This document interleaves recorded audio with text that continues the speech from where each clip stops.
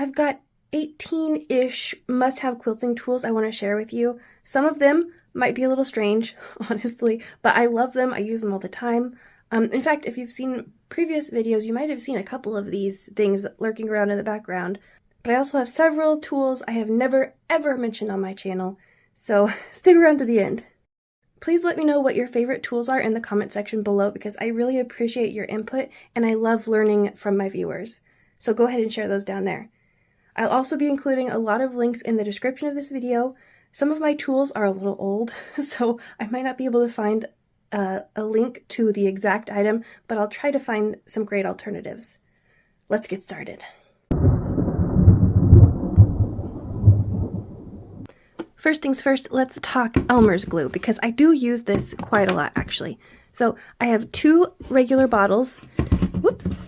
This one I use for glue basting my quilt sandwich, and this tip I use for more precision piecing and also for my binding. And I like to get a big guy like this to refill these when needed. And finally, the trusty little glue stick for little dabs here and there. It doesn't have any precision whatsoever, although I have seen some specialized tips to go on here, I just haven't used them yet. But all in all, I use each one of these very, very often. Quilters Select rulers are my must-have rulers. I love them so much. They have such a good grip. They don't slide, and they come in so many sizes. They are a little bit more expensive, so they might be a little bit more of an investment. So I would say the 2 sizes that I use all the time are this 6x12 and this 6.5x24. I use them the most out of all of my rulers. This is the only ruler brand that I find myself recommending over and over and over again. This adjustable table saved my back because I used to get really bad back pain when I would cut for long periods of time. So now I mainly use it at hip height, but I can also very easily lower it down if I want to sit and work at it, or I could lower it to the height of my sewing machine table and then have one long surface, and it makes it really nice for those big bulky quilts. It helps me have somewhere to rest all of that weight. I like the non-electric versions of the adjustable desks because it's less expensive, but it also frees up an outlet on my wall for something else, so that's a plus. So this is a ruler handle, and I don't actually use it as a ruler handle per se. I use it for this cool ruler hack that I discovered a couple years ago. And in fact, I made a whole video about it in case you're interested. But basically, I put these down on top of 2 rulers. Usually I make sure they don't slip and slide around and they match up on the sides. And then I can push down, snap it down, and then I've got an extra big ruler. Now, it's not 100% foolproof, but it does work in a pinch, and I really enjoy this quilting hack. You can probably find one of these at your local quilt store or online, but the last time I talked about it, someone, or actually several someones, mentioned that you can buy something just like this from Harbor Freight. They just bill it as a shower handle, and it's more inexpensive that when you get it there. There are so many marking tools out there, but these 2 are my favorite. This one is a fine point friction pin. So it is heat erasable, but you always want to test on your fabrics before you use it because sometimes it's not as erasable as you would like, okay? Sometimes it leaves white marks that will not go away. And then this one is a pink chalk pencil, and you do have to wash it out, but it works on so many colors. It's very handy. Although when I'm doing precision things, I really do prefer the fine point on this pen. Okay, so technically this isn't a quilting tool. These are bandages, but you know, life is too short for boring bandages. That's how I feel anyway. But my favorite part actually is the tin. I buy these for the tin, and I repurpose them all over the place. And there's so many things in the craft room that you could use these for. You've got pins, safety pins, clips like I have in mine. You could put bobbins, you could put embroidery thread, you could make it an emergency sewing kit for your purse. There's just so many options for it. They have so much personality, and there's tons of different designs. The other day at the grocery store, I saw one with a bunch of dogs on it. It was so cute, but if you look online, there's just so many options to fit any personality. I use these seam guides all the time. I like that they're just a little bit raised up so I can butt my fabric up against it and sort of sew by feel sometimes. It comes with this little placement thingy, and then you can buy refills after that. So So you would just wrap this little notch around your needle with your needle down and then place it like so. So very useful. I use them all the time. They last longer than you would think too if you baby them a little, but I do need to rebuy because this is my very last one. If you want to save some money, I have heard from some viewers that you can do the same sort of thing with painter's tape. You just stack up the tape and then put it down and then use that instead. I personally don't trust my accuracy, so I am glad to have a little guide to help me get it just right. I've also seen people mention those diagonal seam tapes, and I've seen them all over online, but I haven't checked them out yet. I'm curious, maybe someday, but I haven't tried them yet. These are self-threading needles, easy threading needles. I've heard some people call them hook-eyed needles. There's a lot of different brands, and the ends all look a little bit different. But I use these for one thing and one thing only, and that is to bury threads. So let's say I'm quilting and I start somewhere in the middle or I end somewhere in the middle. I need to get rid of these threads. So I would tie a knot and then I would decide where I'm going to bury my thread. Maybe about here. I go in between the layers. I don't go through the back. And then all I have to do is take this thread and put it down here. And this is hard because I'm doing it through the camera. So I just snap them through the eye like that, push it through, and pull my threads through. Oh, I didn't hook that one all the way. My bad. But anyway, super easy way to bury your threads. It's the only thing I use these for because if I try to hand sew or embroider anything like that with this, it doesn't work. They come out really easily. But if I'm just pulling them under here, they're perfect. I introduced to you the humble seam ripper. And honestly, you probably already have one of these. But if the sight of it fills you with dread, I would recommend that you find a pretty one. Go splurge on one of those wooden ones or something, or find one that is sentimental to you. It just makes seam ripping a little bit more bearable.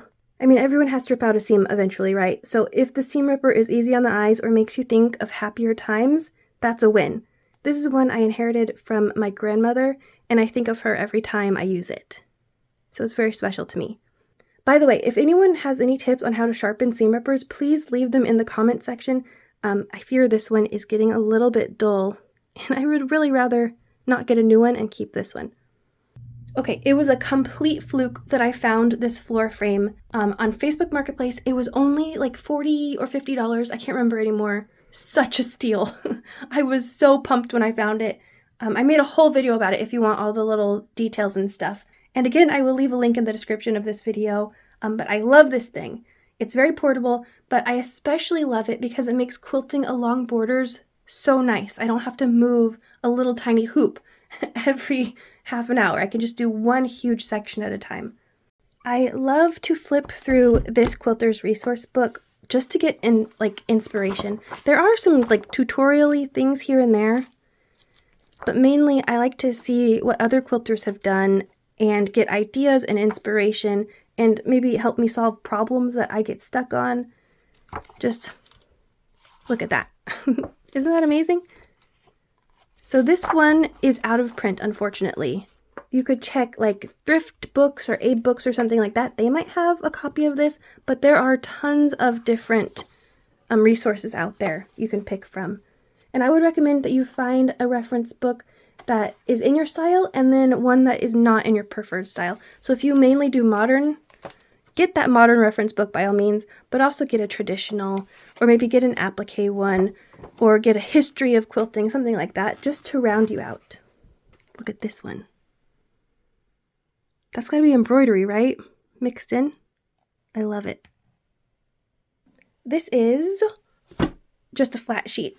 It's just a flat twin sheet, and I use it to protect my carpets when I am starching or using Mary Ellen's Best Press, because I noticed after a while that I would get this overspray that would go over my ironing board, get on my carpet, and then my carpet would get all crunchy, and I did not like it. So I started using this. You might already have one, a sheet, just laying around somewhere not being used, but it would also be super easy to thrift one of these, really cheap. I actually used the pillowcase from this set to make the cover for my ironing board. I've been getting a lot of questions about this software lately. It's called EQ8 or Electric Quilt 8. It's a quilt design software, so I use it for original designs.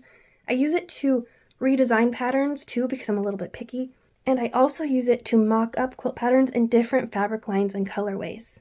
I am not even close to being an expert with this program, but it has saved me from making a couple costly mistakes here and there. And also, it's just a fun way to kill some time. These are command strips, and again, they're not really technically a quilting tool, but I do like to use them to hang up mini quilts. They're easy to use, I don't have to put any holes in my walls, and it's really easy to adjust if I hang it crooked or something. And I did make a whole video on how I like to use these to hang my mini quilts. I will leave a link in the description down below. I also highly recommend a lint roller because things get very linty very quickly when you're sewing. This isn't an ideal setup because this clearly does not fit my refills correctly, so I have to use it a little strangely. I'm going to have to upgrade here sometime soon. But for now, it gets the job done. I use it all the time. It's especially helpful when I cut batting on my cutting mat and you get all of those little clumps everywhere.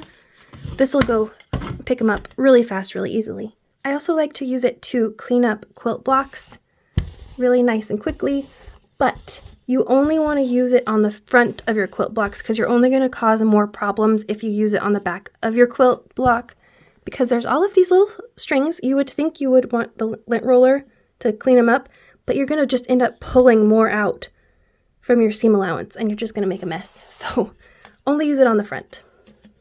So I have an light here in my sewing room, but my favorite one is actually out there. This one is so convenient and adjustable. There's a dimmer somewhere on here, but I never use it. I just set it to the brightest light and then go with it. This one is great for mending and hand quilting and embroidery and knitting, anything I want to do over here in this corner. And it looks really dark on camera, but it's actually very, very bright and my camera just can't seem to handle it.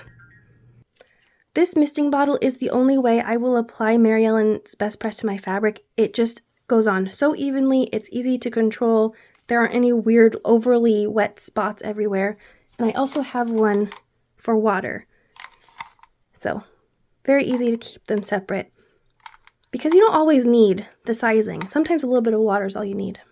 This is just a little 2-pound weight and I use it for a couple different things. Its twin is holding down my light over here to make sure it doesn't topple over. I use this one to put on top of rulers when I'm doing a nice long cut. I put it on the far end of my ruler to hold it in place, and then I cut. I learned that trick from Donna Jordan. She had so many great tips. I really miss her. I recommend you check out her YouTube channel if you haven't already. Just a really great lady sharing so much knowledge. Lately, I've also been using this as a pressing tool, sort of like an improvised tailor's clapper. So I will iron my block on my wool pressing mat. I'm going to put this big cheap ruler on top, and then on top of that, I put my weight. And it's been helping for some of those really stubborn seams that I can't quite get as flat as I'd like. It's not a perfect solution, but it does the job. If you want one, they're pretty easy to find new, but I would encourage you to check out the thrift store because I bet they have a bunch of single weights just somewhere, and I bet they'd be pretty cheap. Thanks for spending time with me today, quilters. If you want to support this channel and help me buy supplies and materials for future videos, please visit my Buy Me a Coffee page linked in the description below. If you enjoyed this video, please like, comment, and subscribe so you don't miss upcoming videos. And I'll see you again real soon. Bye!